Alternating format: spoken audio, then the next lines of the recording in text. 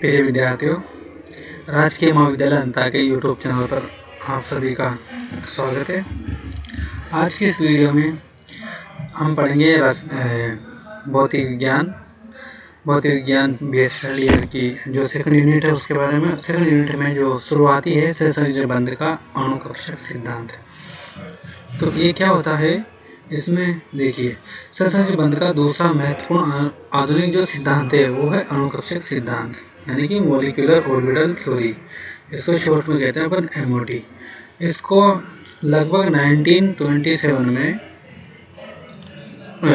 Heitler एवं London द्वारा संयोजक बंध सिद्धांत को विकसित किया जा रहा था। उस टाइम पे जब H2+ आयन के लिए वैकल्पिक विधि प्रस्तुत की, इस विधि को अपनाते हुए मूलिकन, हुंड तथा लेनार्ड जोन्स आदि वैज्ञानिकों ने सन 1927 से 30 के बीच अणुकक्षक सिद्धांत को विकसित किया।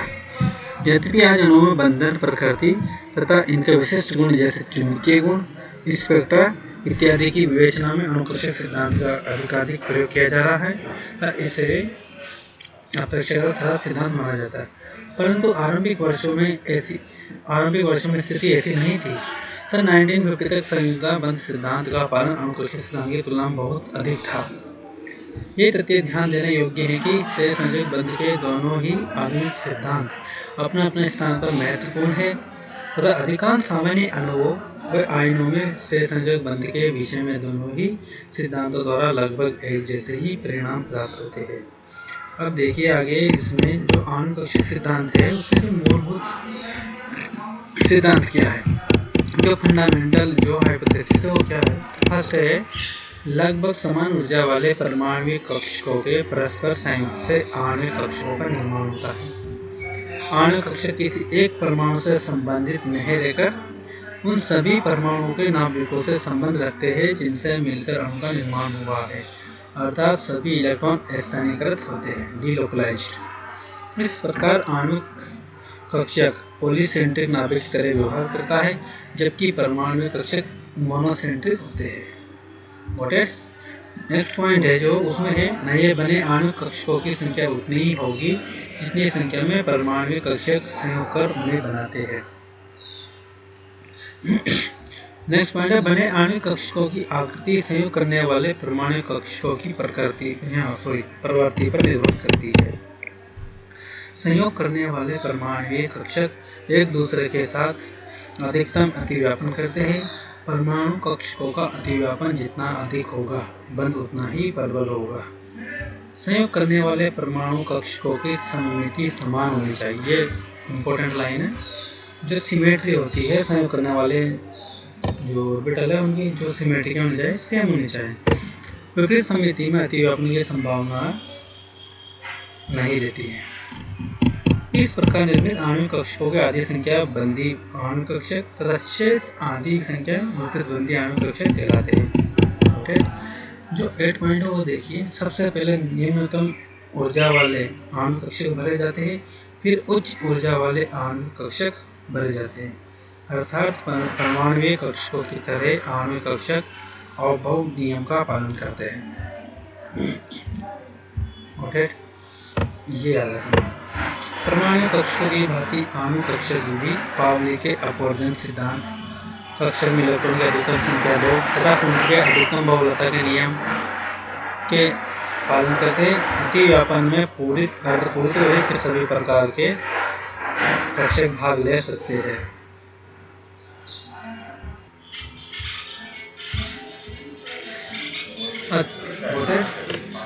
आगे संयोजक बंध सिद्धांत तथा अणुकक्षक सिद्धांत में मूलभूत अंतर यह है कि संयोजक बंध सिद्धांत के अनुसार अणुीय आयन में उपस्थित परमाणु रासायनिक बंधन के पश्चात भी अपनी पहचान बनाए रखते हैं तथा सभी आबंधी इलेक्ट्रॉन परमाणुीय बंधों का अतिव्यापन से बने क्षेत्र में ही पूर्ण रूप से स्थानीयकृत हो जाते हैं।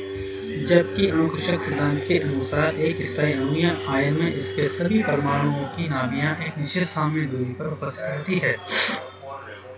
इस अवस्था में दो या अधिक परमाणु कक्षक एक साथ अतिव्यापन कर नए प्रकार के कक्षक, जिन्हें आणविक कक्षक कहते हैं, बनाते हैं। परमाणु कक्षक में उपस्थित इलेक्ट्रॉन के अनुरूप ही अणु कक्षक में उपस्थित इलेक्ट्रॉन की नाभिकों के साथ संबंध की व्याख्या उचित रंग फलन द्वारा की जा सकती है। इस विषय में निम्न बिंदुओं की जानकारी महत्वपूर्ण है। देखिए, पहला बिंदु है, जिस प्रकार परमाणु कक्षकों के इलेक्ट्रॉन एक ही नाभिक से प्रभावित होते हैं, उसी प्रकार अणु कक्षकों में इलेक्ट्रॉन अणु में उपस्थित सभी नाभिकों से प्रभावित या आकर्षित होते हैं। इसमें सभी नाभिक भाग लेंगे, अर्थात तंत्र में उपस्थित सभी इलेक्ट्रॉन स्थानीयकृत होते हैं।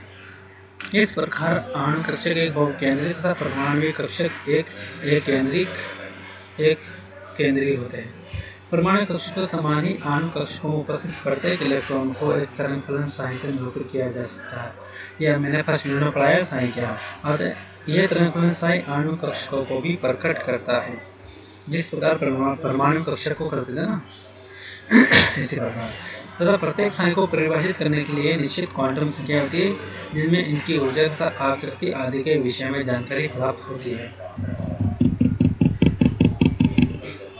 परमाणु कक्षक के समान ही एक अणु कक्षक को इसके साइन अथवा साइन स्क्वायर इलेक्ट्रॉन प्रति इकाई इतने आवेश आवृत्ति का घनत्व के समोच्चरेखीय आरेख द्वारा प्रदर्शित किया जा सकता है। एक अणु के प्रत्येक आणविक तरंग फलन की निश्चित ऊर्जा होती है तथा अणु की कुल ऊर्जा का मान श्रोडिंगर समीकरण से हल करते हुए उससे प्राप्त होता है। उसके अणु कक्षकों में उपस्थित सभी इलेक्ट्रॉनों की ऊर्जा के योग में से इलेक्ट्रॉन अंतर क्रियाओं की ऊर्जा को घटाकर प्राप्त किया जा सकता है। तो नेक्स्ट पॉइंट है वो यह है, परमाणु कक्षकों के समान ही आणविक कक्षकों में भी इलेक्ट्रॉन अपभव प्रिंसिपल या कर्मिक रचना सिद्धांत या कर्मिक रचना पद्धति के अनुसार ही भरे जाते हैं, अर्थात पॉइसन सिद्धांत तथा हुंडक के अधिकतम बहुलता नियम की अनुपालना होती है। अब जो इन अणु कक्षकों के लिए जो सन्निकट तरंग फलन निकालने की कई विधियां विकसित किया जाती है, इनमें से जो अपन इस यूनिट में पढ़ेंगे दो महत्वपूर्ण विधियां है। वो है, एक है परमाणु कक्षकों की रेखीय संयुक्त विधि और दूसरे संयुक्त परमाणु विधि संकल्पना। तो जो परमाणु कक्षकों की रेखीय संयुक्त विधि है, यह आपके एग्जाम पॉइंट से भी इम्पोर्टेंट है। इसको पढ़ेंगे हम नेक्स्ट वीडियो में। धन्यवाद।